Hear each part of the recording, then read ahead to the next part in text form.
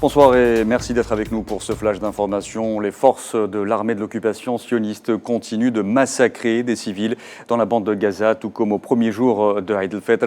La fête religieuse a été entachée par le sang de dizaines de Palestiniens victimes de bombardements visant plusieurs zones de l'enclave palestinienne.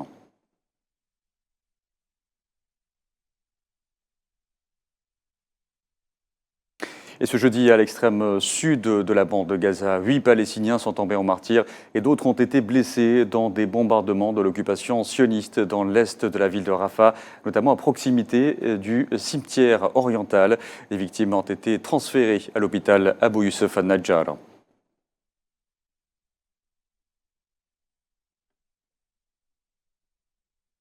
Par ailleurs, 5 martyrs et un certain nombre de blessés ont été signalés à la suite du bombardement par l'occupation sioniste d'un appartement résidentiel et d'une école au nord du camp de Nusayrat où des chars et des hélicoptères ont également ouvert le feu sur les civils.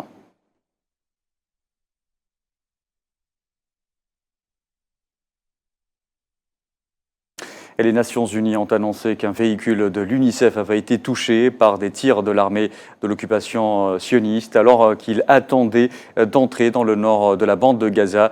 C'est ce qu'a écrit sur la plateforme X la porte-parole de l'UNICEF, Tess Ingram, qui se trouvait dans l'un des 3 véhicules du convoi de l'agence onusienne.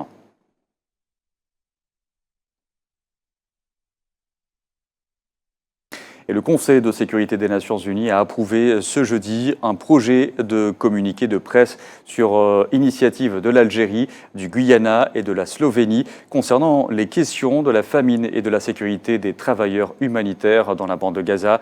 Dans le document approuvé par consensus, les membres du Conseil de sécurité ont exprimé leur inquiétude suite aux frappes sionistes ayant tué il y a 2 semaines 7 membres de l'ONG World Central Kitchen. Le document appelle par ailleurs au respect total du droit international, du droit humanitaire international et de la législation plutôt internationale sur les droits humains, exigeant un cessez-le-feu durable dans la bande de Gaza et exprimant d'un autre côté son total soutien à la coordinatrice de l'action humanitaire et de reconstruction pour l'UNICEF. En Cisjordanie occupée cette fois, des colons sionistes ont renforcé le siège de la ville de Jayous à l'est de Khalkhilia au 5e jour de cette opération dans laquelle un citoyen a été blessé hier soir. Ces colons ont notamment squatté des terres et agressé leurs occupants.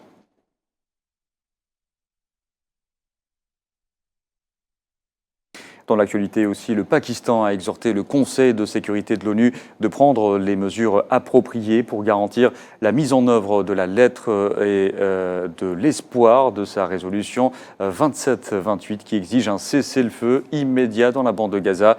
Dans son discours devant l'Assemblée générale, le représentant permanent du Pakistan auprès des Nations Unies, Munir Akram, a aussi souligné que le Conseil composé de 15 membres devait imposer une interdiction immédiate de l'exportation d'armes et de munitions vers l'entité sioniste et la tenir responsable de ces crimes perpétrés à Gaza.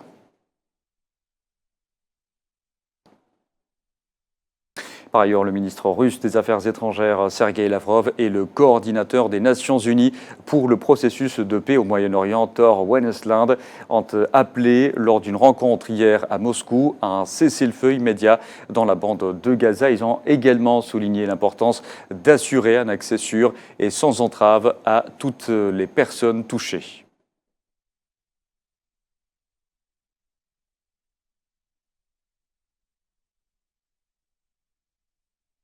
Voilà, c'est la fin de ce flash d'information. Merci à vous de l'avoir suivi.